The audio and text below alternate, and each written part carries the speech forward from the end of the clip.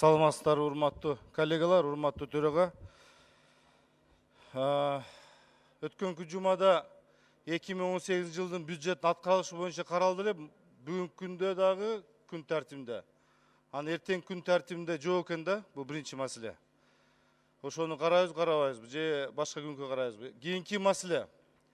Урматтуу төрага, урматтуу депутаттар, биз сот укук реформа боюнча жаңы жылдан баштап биз абдан талкуу жасап, биз токтом чыгарганбыз. Мына биз кече фракцияда талкуу жасадык, абдан терең талкуу жасадык. Мына башкы прокуратура, УКМК, министерстволор абдан көп иш жасап, мыйзам долбоорлорду иштеп чыгышыптыр. Ошо мыйзам долбоорлор бардыгы азыр өкмөттүн аппаратында жатат.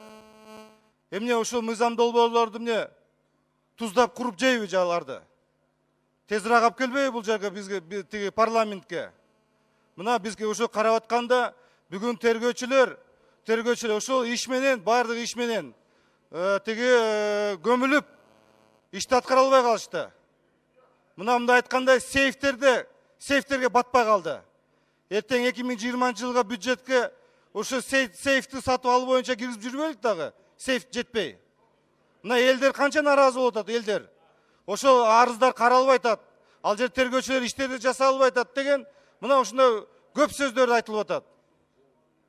Ошон үчүн Алмаз Акунжанович, мына мен бул жерде протокол тапшырмас айтайлык, ноябрь айына ошол маселе тез арада алып келгиле.